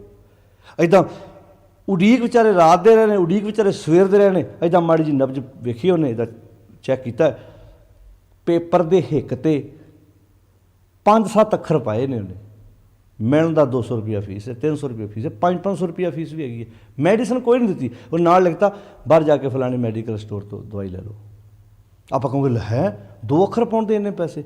ਉਹ ਮੱਥੇ ਜੋ ਲਿਖਿਆ ਸੀ ਨਾ, ਅੱਜ ਉਹ ਵੱਢ ਰਿਹਾ ਗਲਾ। ਇੱਥੇ ਲਿਖਣ ਲੱਗਿਆ ਉਹਨੂੰ ਬਹੁਤ ਟਾਈਮ ਲੱਗਾ। ਮੈਂ ਨਹੀਂ ਕਹਿੰਦਾ ਵੀ ਸਾਰੇ ਡਾਕਟਰ ਗਲਤ ਹੁੰਦੇ ਨੇ ਜਾਂ ਸਾਰੇ ਚੰਗੇ ਹੁੰਦੇ ਨੇ, ਕਿਡਨੀਆਂ ਕੱਢ ਕੇ ਵੇਚਣ ਵਾਲੇ ਵੀ ਹੁੰਦੇ ਨੇ, ਪਰ ਬਹੁਤ ਡਾਕਟਰ ਐਸੇ ਵੀ ਹੁੰਦੇ ਨੇ ਜਿਹੜਾ ਸਿਰਫ ਆਪਣਾ ਲਾਗਤ ਕੀਮਤ ਜਿਹੜੀ ਉਹਦੀ ਮਿਹਨਤ ਹੁੰਦੀ ਹੈ क्योंकि अगले मेहनत भी डॉक्टर बन लग्या भी तो मेहनत लगी है ना, किन्ने साल पढ़ना पिया अगले नूं। हो सकदा घरदे ने जमीन गिरवी रख के पढ़ाया होवे। ਜਦੋਂ ਉਹਦੇ ਨਾਲ ਦੇ ਖੇਡਦੇ ਸੀ ਉਹਨੇ ਖੇਡਾਂ ਸਭ ਜਿੰਨੇ ਉਹਦੇ ਪਰਿਵਾਰ 'ਚ ਫੰਕਸ਼ਨ ਹੋਏ ਸਾਰੇ ਉਹਨੇ ਛੱਡੇ, ਉਹਨੇ ਮौज ਮਸਤੀ ਛੱਡੀ, ਪੂਰਾ ਪੜ੍ਹਾਈ 'ਤੇ ਧਿਆਨ ਦਿੱਤਾ। ਅੱਜ 2 ਅੱਖਰ ਇੱਥੇ ਪਹਿਲਾਂ ਲਿਖੇ ਨੇ ਉਹਨੇ, ਫੇਰ ਲਿਖ ਰਿਹਾ। ਇਹਨੂੰ ਕਹਿੰਦੇ ਨੇ ਜਿਹਾ ਬੀਜੈ ਸੋ ਲੂਣੇ, ਮੱਥੇ ਜੋ ਲਿਖਿਆ ਸੀ, ਜੋ ਉਹਨੇ ਪਹਿਲਾਂ ਅੰਦਰ ਲਿਖਿਆ ਸੀ ਅੱਜ ਉਹੀ ਵੱਢ ਰਿਹਾ। ਪਹਿਲਾਂ ਅੰਦਰ ਬੀਜਿਆ ਸੀ ਉਹਨੇ, ਇਹਨੂੰ ਹੁਣ ਆਪਣੇ ਅੰਦਰ ਲਾ ਲਓ। ਜਿਹੜਾ ਸੁਭਾਅ ਅੰਦਰ ਇਕੱਠਾ ਕੀਤਾ ਹੈ ਉਹਦੇ ਮੁਤਾਬਕ ਹੀ ਜ਼ਿੰਦਗੀ ਦੇ ਫੈਸਲੇ ਹੋਣੇ। ਜੇ ਸੁਭਾਅ ਚੰਗਾ ਤੇ ਠੰਡਾ ਰਹੇਗਾ, ਜੇ ਸੁਭਾਅ ਮਾੜਾ ਤੇ ਅੰਦਰੋਂ ਕਲਪੇਗਾ। ਜਿਹਾ ਬੀਜੇ ਸੋ ਲੂਣੇ, ਮੱਥੇ ਜੋ ਲਿਖਿਆਸ, ਇਹ ਪਿੱਛੋਂ ਲਿਖ ਕੇ ਨਹੀਂ ਆਇਆ, ਮੱਥੇ ਦੀਆਂ ਲਿਖੀਆਂ ਕੌਣ ਟਾਲ, ਇੱਦਾਂ ਕਹਿੰਦੇ ਨੇ। ਸਾਡੇ ਤੇ ਲੋਕ ਆਪਣਾ ਆਪ ਸੁਧਾਰਦੇ ਨਹੀਂ, ਨਸ਼ੇ ਆਪ ਕਰਦੇ ਆ, ਬੁਰੇ ਕੰਮ ਖੁਦ ਕਰਦੇ ਆ, ਫਿਰ ਜਦੋਂ ਭਾਗਾਂ 'ਚ ਹੀ ਲਿਖਿਆ ਤਾਂ ਲੋਕ ਤੁਰੇ ਫਿਰਦੇ। ਪਾਤਸ਼ਾਹ ਕਹਿੰਦੇ ਨੇ ਰੈਣ ਵਿਹਾਣੀ, ਰੈਣ ਮੀਨਿੰਗ ਰਾਤ, ਜ਼ਿੰਦਗੀ ਦੀ ਰਾਤ ਲੰਘ ਗਈ, ਜ਼ਿੰਦਗੀ ਦੀ ਰਾਤ ਲੰਘਾਈ ਜਾ ਰਿਹਾ ਹੈ। ਰਹਿਣ ਵਿਹਾਣੀ ਪਛਤਾਣੀ, ਜ਼ਿੰਦਗੀ ਦੀ ਰਾਤ ਤੇ ਸਾਰਿਆਂ ਦੀ ਲੰਘਣੀ ਹੈ, ਪਰ ਪਛਤਾਵਾ ਉਹਨਾਂ ਦੇ ਪੱਲੇ ਹੁੰਦਾ ਜਿਨ੍ਹਾਂ ਦੇ ਅੰਦਰ ਠੰਡਕ ਨਹੀਂ ਹੁੰਦੀ। ਜਿਨ੍ਹਾਂ ਅੰਦਰ ਠੰਡਕ ਹੁੰਦੀ ਉਹਨਾਂ ਨੂੰ ਪਛਤਾਵਾ ਕੋਈ ਨਹੀਂ ਹੁੰਦਾ। ਉਹ ਕਹਿੰਦਾ ਕਾਹਦਾ ਪਛਤਾਵਾ ਵੇ, ਰਾਤ ਵਧੀਆ ਲੱਗੀ ਹੈ, ਜ਼ਿੰਦਗੀ ਵਧੀਆ ਬੀਤ ਰਹੀ ਹੈ। ਰਹਿਣ ਵਿਹਾਣੀ ਪਛਤਾਣੀ, ਉੱਠ ਚੱਲੀ ਗਈ ਨਿਰਾਸ਼, ਨਿਰਾਸ਼ਤਾ ਰਹਿ ਗਈ ਪੱਲੇ, ਯਾਨੀ ਕਿ ਉੱਠ ਚੱਲੀ ਗਈ ਨਿਰਾਸ਼, ਕਿ ਜ਼ਿੰਦਗੀ 'ਚ ਨਿਰਾਸ਼ਤਾ ਰਹੀ। ਕਿਉਂ? ਕਿਉਂਕਿ ਲਿਖਿਆ ਗਲਤ ਸੀ ਅੰਦਰ, ਸੁਭਾਅ ਗਲਤ ਸੀ ਅੰਦਰ, ਠੰਡਕ ਨਹੀਂ ਸੀ ਅੰਦਰ। ਪਾਤਸ਼ਾਹ ਕਹਿੰਦੇ ਜਿਨ ਕੋ ਸਾਧੂ, ਹੁਣ ਇੱਥੇ ਕਿਹੜਾ ਪਿਆਰਾ ਸ਼ਬਦ ਵਰਤੇ, ਜਿਨ ਕੋ ਸਾਧੂ ਭੇਟੀਏ, ਜਿਨ੍ਹਾਂ ਨੇ ਸਾਧੂ ਗੁਰੂ ਨਾਲ ਆਪਣੇ ਮਨ ਨੂੰ ਜੋੜ ਲਿਆ, ਸੋ ਦਰਗਾਹ ਹੋਏ ਖਲਾਸ। ਉਹ ਦਰਗਾਹ ਵਿੱਚ ਖਲਾਸ ਹੋਏ। ਦਰਗਾਹ ਕੀ ਹੈ? ਜਦੋਂ ਆਪਾਂ ਬਾਣੀ 'ਚ ਪੜ੍ਹਦੇ, ਫਰੀਦਾ ਜਿੰਨੀ ਕਮੀ ਨਾਹੇ ਗੁਣ ਤੇ ਕਮੜੇ ਵਿਸਾਰ, ਮਤ ਸ਼ਰਮਿੰਦਾ ਥੀਵੇਂ ਸਾਈਂ ਦੇ ਦਰਬਾਰ। ਜੇ ਸਾਈਂ ਅੰਦਰ ਬੈਠਾ ਤਾਂ ਦਰਬਾਰ ਵੀ ਅੰਦਰ ਹੈ, ਜੇ ਸਾਈਂ ਇੱਥੇ ਤਾਂ ਦਰਗਾਹ ਵੀ ਇੱਥੇ ਹੀ ਹੈ। ਦਰਗਾਹ ਹੋਏ ਖਲਾਸ ਹੋ ਸੰਸਾਰ, ਤੇ ਫਿਰ ਖਲਾਸ ਹੁੰਦੇ, ਪ੍ਰਵਾਹ ਥੋੜ੍ਹਾ ਕਰਦੇ। ਕਹਿੰਦੇ ਭਾਈ ਅੰਦਰ ਦੀ ਠੰਡਕ ਵਾਸਤੇ ਚੰਦਨ ਦੀ ਜ਼ਰੂਰਤ ਨਹੀਂ, ਅੰਦਰ ਦੇ ਖੇੜੇ ਵਾਸਤੇ ਸਰਦੀ ਤੋਂ ਥੋੜ੍ਹਾ ਡੀਕਣੀ ਆਪਾਂ, ਅੰਦਰ ਦੇ ਠੰਡਕ ਵਾਸਤੇ ਚੰਦਰਮਾ ਦੀ ਚਾਨਣੀ ਦਾ ਥੋੜ੍ਹਾ ਕੋਈ ਮਤਲਬ ਹੈ। ਉਹ ਤਾਂ ਤੱਤੀ ਤਵੀ 'ਤੇ ਵੀ ਮੁਸਕਰਾਹਟ ਹੋਏਗੀ, ਉਹਦੇ ਦੇਗਾਂ ਦੇ ਵਿੱਚ ਉਬਾਲੇ ਖਾਂਦਿਆਂ ਵੀ ਮੁਸਕਰਾਹਟ ਹੋਏਗੀ। ਉਹ ਤਾਂ ਫਿਰ ਕੋਈ ਚੀਜ਼ ਆਉਂਦੀ ਹੈ, ਕੋਈ ਚੀਜ਼ ਜਾਂਦੀ ਹੈ, ਫਰਕ ਕੋਈ ਨਹੀਂ ਪੈਂਦਾ। ਤੋ ਪਾਤਸ਼ਾਹ ਇੱਥੇ ਬਖਸ਼ਿਸ਼ ਕਰਦੇ, ਜਿਨ ਕੋ ਸਾਧੂ ਭੇਟੀ ਹੈ ਸੋ ਦਰਗਾਹ ਹੋਏ ਖਲਾਸ। ਸਾਧੂ ਇੱਥੇ ਗੁਰੂ ਹੈ, ਆਹ ਚੇਤਾ ਰੱਖਿਓ। ਮੈਂ ਬਾਰ-ਬਾਰ ਇਹ ਰਿਪੀਟ ਕਰਦਾ ਸ਼ਬਦ ਕਿ ਬੰਦਿਆਂ ਮਗਰ ਨਾ ਤੁਰੇ ਫਿਰੋ। ਜਿਨ ਕੋ ਸਾਧੂ ਭੇਟੀ ਹੈ ਸੋ ਦਰਗਾਹ ਹੋਏ ਖਲਾਸ। ਕਰ ਕਿਰਪਾ ਪ੍ਰਭ, ਕਰ ਕਿਰਪਾ ਪ੍ਰਭ ਆਪਣੀ। ਤੋ ਹੁਣ ਪ੍ਰਭ ਕਿਰਪਾ ਕਰੇ, ਕਿੱਦਾਂ ਕਰੇ? ਭਾਵ ਪ੍ਰਭੂ ਦੀ ਕਿਰਪਾ ਹਰ ਵਕਤ ਹੈ, ਹਰ ਸਮੇਂ ਹੈ। ਸਕੂਲ ਖੁੱਲ੍ਹਾ ਹੋਇਆ ਹੈ, ਐਡਮਿਸ਼ਨ ਲੈ ਲਾ ਤੇ ਪੜ੍ਹਨਾ ਸ਼ੁਰੂ ਕਰ ਦੇ। ਕਰ ਕਿਰਪਾ ਪ੍ਰਭ ਆਪਣੀ, ਤੇਰੇ ਦਰਸ਼ਨ ਹੋਏ ਪਿਆਸ, ਮੇਰੇ ਅੰਦਰ ਤੇਰੇ ਦਰਸ਼ਨਾਂ ਦੀ ਪਿਆਸ ਪਵੇ, ਮੇਰੇ ਅੰਦਰ ਖਿੱਚ ਪਵੇ, ਮੇਰੇ ਅੰਦਰ ਭੁੱਖ ਲੱਗੇ ਤੇ ਮੈਂ ਕੁਝ ਸਿੱਖ ਪਾਵਾਂ ਤੇ ਮੇਰਾ ਅੰਦਰ ਠੰਡਾ ਹੋ ਸਕੇ। ਪ੍ਰਭ ਤੁਧ ਬਿਨ ਦੂਜਾ ਕੋਈ ਨਹੀਂ। ਹੇ ਮੇਰੇ ਮਾਲਕ ਜੀ, ਅੰਦਰ ਦੀ ਤਪਸ਼ ਘਟਾਉਣ ਵਿੱਚ ਤੁਹਾਡੇ ਤੋਂ ਬਿਨਾਂ ਕੋਈ ਦੂਜਾ ਦਿਸਦਾ ਹੀ ਨਹੀਂ। ਕਿਉਂਕਿ ਜਿਸ ਮਨੁੱਖ ਪੇ ਕਰੋ ਬੇਨੰਤੀ, ਜਿਸ ਮਨੁੱਖ ਪੇ ਕਰੋ ਬੇਨੰਤੀ ਸੋ ਆਪਣੇ ਦੁੱਖ ਭਰਿਆ। ਜਿਹਦੇ ਕੋਲ ਵੀ ਮੈਂ ਜਾਊਂਗਾ ਕਿ ਮੇਰੇ ਅੰਦਰ ਦੀ ਤਪਸ਼ ਘਟਾਓ, ਤੇ ਪਹਿਲੇ ਵਿਚਾਰਾ ਤਪਸ਼ਨਾ ਮਰਿਆ ਪਿਆ। ਪਾਰ ਬ੍ਰਹਮ ਜਿਨ ਹਿਰਦੇ ਅਰਾਧਿਆ, ਤਿੰਨ ਭਉ ਸਾਗਰ ਤਰਿਆ। ਤਿੰਨ ਗੁਰ ਹਰਿ ਬਿਨ ਕੋ ਨਾ, ਕੋਈ ਨਹੀਂ ਹੈਗਾ। ਗੁਰ ਹਰਿ ਬਿਨ ਕੋ ਨਾ, ਬ੍ਰਿਥਾ ਦੋ ਘਟ ਹੈ। ਪ੍ਰਭ ਤਜ ਅਵਰ ਸੇਵਕ ਜੇ ਹੋਈ ਹੈ, ਤੇ ਤਮਾਨ ਮਹਤ ਜਸ ਘੱਟ ਹੈ। ਮਾਲਕ ਨੂੰ ਛੱਡ ਕੇ, ਗੁਰੂ ਨੂੰ ਛੱਡ ਕੇ ਕਿਸੇ ਹੋਰ ਦਾ ਆਸਰਾ ਲਾਉਣਾ, ਮਾਣ ਮਹਤ ਜਸ ਘੱਟ ਹੈ। ਮਾਨੁ ਕੀ ਟੇਕ ਬ੍ਰਿਥੀ ਸਭ ਜਾਨ, ਦੇਵਨ ਕਉ ਇੱਕ। ਕੀ ਦੇਵਨ ਕੋ ਇੱਕ, ਮਾਨੁ ਕੀ ਟੇਕ ਦਾ ਕੀ ਅਰਥ ਹੈ? ਫਿਰ ਸਮਝ ਲੈਣਾ ਵੀ ਕੀ ਮਨੁੱਖ ਦੀ ਟੇਕ ਲਾਉਣੀ ਚਾਹੀਦੀ ਹੈ। ਜਿਹੜੇ ਕੰਮ ਮਨੁੱਖ ਨੇ ਕਰਨੇ ਨੇ ਉਹਨਾਂ ਵਾਸਤੇ। ਜੇ ਤੁਹਾਡੀ ਗੱਡੀ ਦੇ ਟਾਇਰ ਦੀ ਪੈਂਚਰ ਦੀ ਜ਼ਰੂਰਤ ਹੈ, ਤਾਂ ਉਹਦੀ ਤਾਂ ਮਨੁੱਖ ਦੀ ਟੇਕ ਹੀ ਲਾਓਗੇ ਨਾ। ਤੁਹਾਨੂੰ ਤਾਂ ਟਾਇਰ ਖੋਲ੍ਹਣਾ ਨਹੀਂ ਆਉਂਦਾ। ਤੁਸੀਂ ਕੱਪੜਾ ਪਾਉਂਦੇ, ਤੁਹਾਨੂੰ ਸਿਲਾਈ ਕਰਨੀ ਨਹੀਂ ਆਉਂਦੀ, ਬੰਦੇ ਕੋਲ ਹੀ ਜਾਓਗੇ ਨਾ ਲੈ ਕੇ। ਪਰ ਇੱਥੇ ਕਿਹੜੇ ਕੰਮ ਲਈ ਮਾਨੁ ਕੀ ਟੇਕ ਹੈ? ਅੰਦਰ ਦੀ ਜਿਹੜੀ ਕਲਪਨਾ ਹੈ, ਅੰਦਰ ਦੀ ਜਿਹੜੀ ਤਪਸ਼ ਹੈ, ਉਹਨੂੰ ਠੰਡਿਆਂ ਕਰਨ ਵਿੱਚ ਮਨੁੱਖ ਤੇਰੀ ਕੋਈ ਹੈਲਪ ਨਹੀਂ ਕਰ। ਮਨੁੱਖ ਦੇ ਕੋਲ ਕੀ ਹੈ? ਉੱਥੇ ਆਪਣੀ ਹੈਲਪ ਤੈਨੂੰ ਖੁਦ ਆਪ ਕਰਨੀ ਪੈਣੀ ਹੈ। ਆਪ ਮਾਨੁ ਕੀ ਟੇਕ ਬ੍ਰਿਥੀ ਸਭ ਜਾਨ, ਦੇਵਨ ਕਉ ਇੱਕ ਹੈ ਭਗਵਾਨ। ਜਗ ਜੀਵਨ ਪੁਰਖ ਤਿਆਗ ਕੇ ਤੂੰ ਉਹਨੂੰ ਛੱਡ ਬੈਠਾ। ਜਿਹਨੇ ਤੇਰੇ ਅੰਦਰ ਦੀ ਤਪਸ਼ ਘਟਾਉਣੀ ਉਹਨੂੰ ਤਾਂ ਛੱਡ ਬੈਠਾ ਹੈ ਤੂੰ ਸੋਚਿਆ ਘਰ ਮਹਿਲ ਮਾੜੀਆਂ ਜ਼ਮੀਨਾਂ ਜਾਇਦਾਦਾਂ ਇਹਨੇ ਖੁਸ਼ੀ ਦੇ ਦੇਣੀ ਹੈ ਤੈਨੂੰ? ਨਾ ਨਾ ਨਾ, ਮੈਂ ਤਾਂ ਪਹਿਲਾਂ ਕਹਿ ਦਿੱਤਾ ਵੀ ਬੜੇ ਲੋਕ ਨੇ ਕਈਆਂ ਕਰੰਸੀ ਵੀ ਬਦਲਤੀ, ਦੇਸ਼ ਬਦਲਤੇ, ਖਾਣੇ ਦੇ ਸਟਾਈਲ ਬਦਲਤੇ, ਕਲਪਨਾ ਨਹੀਂ ਗਈ, ਉੱਥੇ ਹੀ ਹੈ। ਜਾਂਦੇ ਨੇ ਲੋਕ ਦੇਹਧਾਰੀ ਬਾਬਿਆਂ ਕੋ, ਮਾਨਸ ਸੰਧੀ ਆਸ ਇੱਦਾਂ ਕਰਦੇ, ਬਾਬਾ ਜੀ ਕੁੜਮਾ ਨੇ ਕੇਸ ਕਰਤਾ, ਲਾਗੇ ਚੇਲੇ ਹੱਥ ਕਹਿੰਦੇ ਸਾਡੇ ਬਾਬੇ ਦੇ 4 ਹੋਏ ਨੇ, ਮਾਫ ਕਰਨਾ ਸਾਡੇ ਬਾਬੇ ਦੇ 4 ਮੁਕੱਦਮੇ ਹੋਏ ਨੇ। ਹੁਣ ਮੰਨ ਲਓ ਅਸੀਂ, ਸਾਡੇ ਕੋਲ ਕੋਈ ਆਵੇ, ਅਸੀਂ ਬਾਬੇ ਤਾਂ ਨਹੀਂ ਹੈਗੇ, ਅਸੀਂ ਤਾਂ ਤੁਹਾਡੇ ਵਰਗੇ ਹਾਂ, ਆਮ ਗ੍ਰਸਤੀ ਪਰਿਵਾਰਾਂ 'ਚ ਰਹਿੰਦੇ ਹਾਂ, ਵੀ ਸਾਡੇ ਕੋਲ ਬਾਬਾ ਜੀ ਪਰਚਾ ਹੋਇਆ, ਮੈਂ ਕਹਿਣਾ ਸਾਡੇ 'ਤੇ ਆਪਣੇ ਡੇਰੇਦਾਰਾਂ ਕਰਾਇਆ ਪਰਚਾ ਮੇਰੇ 'ਤੇ, ਦੱਸੋ ਜੀ, ਕਿਉਂਕਿ ਉਹਨਾਂ ਨੂੰ ਸਾਡੀਆਂ ਗੱਲਾਂ ਹਜਮ ਨਹੀਂ ਹੁੰਦੀਆਂ, ਉਹ ਐਸ ਰਾਹ ਤੁਰ ਪਏ ਨੇ। ਸੋਚ ਕੇ ਵੇਖਿਓ, ਜਦੋਂ ਬਾਬਿਆਂ ਦਾ ਜਲੂਸ ਨਿਕਲਿਆ, ਜਦੋਂ ਬਾਬਿਆਂ 'ਤੇ ਲੋਕ ਕਰਾਉਣ ਤੁਰ ਪਏ, ਅਸੀਂ ਤਾਂ ਨਹੀਂ ਇਹ ਰਾਹ ਤੁਰਨਾ, ਕਿਉਂਕਿ ਸਾਡਾ ਇਹ ਰਾਹ ਨਹੀਂ ਹੈਗਾ, ਨਾ ਅਸੀਂ ਇਹ ਰਾਹ ਪੈਣਾ ਹੀ ਹੈ, ਪਰ ਜਦੋਂ ਲੋਕ ਤੁਰ ਪਏ ਫਿਰ, ਪਰ ਜਾਂਦੇ ਲੋਕ ਬਾਬਾ ਜੀ ਕੁੜਮਾ ਨੇ ਕੇਸ ਕਰਤਾ ਸਾਡੇ 'ਤੇ, ਬਾਬੇ ਦੇ ਚੇਲੇ ਪਿੱਛੋਂ ਹੱਸਦੇ ਹੁੰਦੇ, ਉਹਦੇ ਸਾਡੇ ਬਾਬੇ ਦੇ ਉੱਤੇ ਆਪਣੇ ਕੇਸ ਹੋਏ ਪਏ ਨੇ, ਅਗਲੇ ਹੈਲੀਕਾਪਟਰ 'ਤੇ ਚੁੱਕ ਕੇ ਸਿੱਧਾ ਜੇਲ੍ਹ ਲੈ ਜਾਂਦੇ ਮੁੜ ਕੇ। ਕਿੰਨੇ ਫੜੇ ਨੇ ਬਾਬੇ, ਸੋਚ ਕੇ ਵੇਖਿਓ ਤੁਸੀਂ, ਕਿੰਨੇ ਬਾਬੇ ਬ੍ਰਹਮ ਗਿਆਨੀ ਅਤੇ ਬ੍ਰਹਮ ਗਿਆਨੀ, ਇੱਧਰ ਵੀ ਬ੍ਰਹਮ ਗਿਆਨੀ, ਇੱਧਰ ਵੀ ਬ੍ਰਹਮ ਗਿਆਨੀ, ਆਪਸ ਲੜ ਪੈਂਦੇ ਆ ਅਤੇ ਜਾ ਕੇ ਪੁਲਿਸ ਲੜਾਈ ਮੁਕਾਉਂਦੀ ਉਹਨਾਂ ਦੀ, ਅਤੇ ਉਹ ਕਹਿੰਦੇ ਬ੍ਰਹਮ ਗਿਆਨੀ, ਬਾਣੀਆਂ ਦੀ ਬ੍ਰਹਮ ਗਿਆਨੀ ਕੇ ਧੀਰ ਜੇ ਜੋ ਵਸੁਦਾ ਕੋ ਖੋਦਾ ਕੋ ਚੰਦਨ ਲੇਪ, ਇੱਥੇ ਡਾਂਗ ਛੋਟੇ ਖੜਕਦੇ ਆ। ਤੋ ਸਾਧ ਸੰਗਤ ਸਮਝ ਲਓ ਇਸ ਗੱਲ ਨੂੰ, ਪਾਤਸ਼ਾਹ ਨੇ ਕਿੰਨੇ ਪਿਆਰੇ ਸ਼ਬਦ ਵਰਤੇ ਆ, ਜਗ ਜੀਵਨ ਪੁਰਖ ਤਿਆਗ ਹੈ, ਮਾਨ ਸੰਧੀ ਆਸ ਦਾ ਅਰਥ ਹੈ ਬੰਦਿਆ ਜਿਹੜੇ ਤੇਰੀ ਅੰਦਰ ਦੀ ਤਪਸ਼ ਹੈ ਨਾ, ਇਹ ਕਿਸੇ ਮਨੁੱਖ ਦੇ ਕੋਲ ਜਾਇਆ ਨਹੀਂ ਘਟਣੀ, ਇਹ ਤਾਂ ਤੇਰੇ ਅੰਦਰ ਬੈਠਾ ਪਰਮਾਤਮਾ ਜਿਹੜਾ ਅੰਤਰਾਤਮਾ ਹੈ, ਆਪਣੇ ਆਪ ਨਾਲ ਗੱਲਾਂ ਕਰਨੀਆਂ ਸ਼ੁਰੂ ਕਰ, ਚੰਗੇ ਕੰਮ ਕਰਨੇ ਸ਼ੁਰੂ ਕਰ, ਤੇਰੇ ਅੰਦਰ ਦੀ ਤਪਸ਼, ਚੰਗਿਆਂ ਕੰਮਾਂ ਜਾਣ ਕੇ ਸੱਚ ਦਾ ਪੱਲਾ ਫੜਿਆ, ਅੰਦਰ ਦੀ ਤਪਸ਼ ਘਟੇਗੀ। ਅਸਾੜ ਤਪੰਦਾ ਤਿਸ ਲੱਗਾ, ਹਰ ਨਾਂ ਨਾ ਜਿੰਨਾ ਪਸ, ਬਸ ਆਹ ਚਿੱਤਰ ਰੱਖੋ, ਹਰ ਨਾਂ ਜਿਨ੍ਹਾਂ ਕੋਲ ਨਹੀਂ ਨਾ ਹੈਗਾ ਉਹਨਾਂ ਨੂੰ ਹੀ ਤਪਦਾ ਲੱਗਦਾ ਇਹ ਜੀਵਨ, ਉਹਨਾਂ ਦੇ ਹਿਰਦੇ ਕਲਪਦੇ ਆ। ਜਗ ਜੀਵਨ ਪੁਰਖ ਤਿਆਗ ਕੇ ਮਾਨਸ ਸੰਧੀ ਆਸ ਦੁਗੈ ਭਾਏ ਗੁੱਚੀਏ, ਗੱਲ ਪਈਸ ਜਮ ਕੀ ਫਾਸ, ਉਹਨਾਂ ਦੇ ਜਮ ਦੀਆਂ ਫਾਹੀਆਂ ਉਹਨਾਂ ਦੇ ਗਲ ਪੈਂਦੀਆਂ, ਯਾਨੀ ਕਿ ਉਹੋ ਹੀ ਵਕਾਰਾਂ ਦੇ ਹੱਥੋਂ ਖੱਜਲ ਹੁੰਦੇ ਨੇ। ਉਹਨਾਂ ਨੇ ਆਪਣੇ ਕੱਖਾਂ ਦੀ ਛੰਨ ਥੱਲੇ ਅੱਗ ਬਾਲੀ ਹੋਈ ਹੈ, ਜਿਹਾ ਬੀਜਿਆ ਸੋ ਲੁਣਾ, ਮੱਥੇ ਜੋ ਲਿਖਿਆ ਸਪਾਈ ਗੱਲ ਤੇ ਹੋਈ ਆ ਵੀ ਜੋ ਮੱਥੇ ਲਿਖਿਆ ਜੋ ਬੀਜਿਆ ਵੱਢਣਾ ਤੇ ਉਹੀ ਪੈਣਾ ਹੈ। ਹੁਣ ਜਦੋਂ ਤੂੰ ਆਪਣੇ ਅੰਦਰ ਸੁਭਾਅ ਕਲਪਨਾ ਵਾਲਾ ਇਕੱਠਾ ਕੀਤਾ ਤੇ ਕਲਪੇਂਗਾ ਹੀ, ਰਹਿਣ ਵਿਹਾਣੀ ਪਛਤਾਣੀ, ਉੱਠ ਚੱਲੀ ਗਈ ਨਿਰਾਸ ਜਿਨ ਕੋ ਸਾਧੂ ਭੇਟੀ ਹੈ। ਤੋ ਪਾਤਸ਼ਾਹ ਜੀ ਕਹਿੰਦੇ ਨੇ ਸੋ ਦਰਗਾਹ ਹੋਏ ਖਲਾਸ ਕਰ ਕਿਰਪਾ ਪ੍ਰਭ ਆਪਣੀ, ਤੇਰੇ ਦਰਸ਼ਨ ਹੋਏ ਪਿਆਸ ਪ੍ਰਭ, ਤੁਧ ਬਿਨ ਦੂਜਾ ਕੋ ਨਹੀਂ, ਨਾਨਕ ਕੀ ਅਰਦਾਸ, ਤੇਰੇ ਤੋਂ ਬਿਨਾਂ ਕੋਈ ਦੂਜਾ ਦਿਸਦਾ ਹੀ ਨਹੀਂ ਜਿਹੜਾ ਮੇਰੇ ਅੰਦਰ ਨੂੰ ਠੰਡਕ ਦੇ ਸਕੇ, ਮੇਰੇ ਹਿਰਦੇ ਤਪਦੇ ਨੂੰ ਸ਼ਾਂਤ ਕਰ ਸਕੇ। ਅਸਾੜ ਸੁਹੰਦਾ ਤਿਸ ਲੱਗੇ, ਇਹ ਹਾੜ ਦੇ ਸ਼ਬਦ ਦੁਆਰਾ ਸਿੱਖਿਆ ਦੇ ਰਹੇ ਨੇ। ਇਹ ਜੀਵਨ ਸੋਹਣਾ ਉਹਦਾ ਹੀ ਬਣਦਾ, ਉਹਦੇ ਅੰਦਰੋਂ ਤਪਸ਼ ਘਟਦੀ ਹੈ ਜਿਸ ਮਨ ਹਰ ਚਰਨ ਨਿਵਾਸ, ਜਿਹਦੇ ਮਨ ਵਿੱਚ ਹਰੀ ਦੇ ਚਰਨ, ਗੁਰੂ ਦਾ ਸ਼ਬਦ, ਗੁਰੂ ਦੀ ਸਿੱਖਿਆ ਨਿਵਾਸ ਕਰਦੀ। ਆਓ ਸਾਧ ਸੰਗਤ ਜੀ, ਇਹ ਧੁਰਾ ਇਹਨੂੰ ਬਾਣੀ ਚ ਇੰਝ ਲਿਖਿਆ, ਇੱਕ ਮੂਲ ਲੱਗੇ ਓਨੀ ਸੁਖ ਪਾਇਆ, ਡਾਲੀ ਲਾਗੇ ਤਿੰਨੀ ਜਨਮ ਗਵਾਇਆ।